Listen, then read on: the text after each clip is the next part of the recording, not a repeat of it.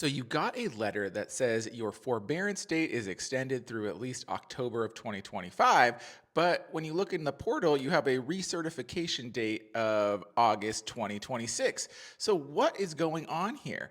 And this is a super common question I'm seeing lately because if you are on an income-driven repayment plan, you have two different dates you need to know.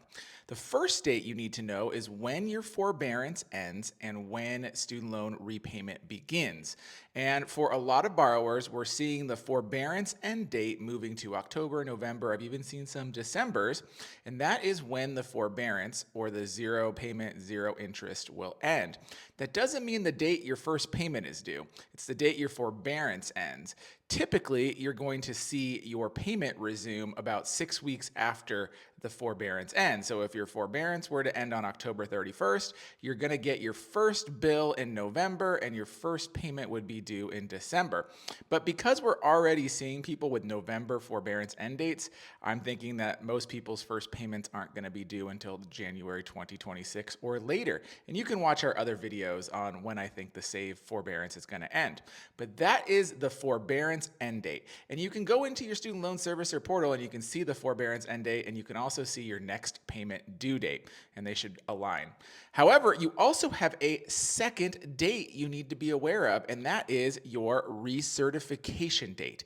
Now, this is when you have to submit your new IDR application to recertify your family size and your income so that they can recalculate your payment based on whatever your new income is, because your income changes year to year and you have to recertify your income every year.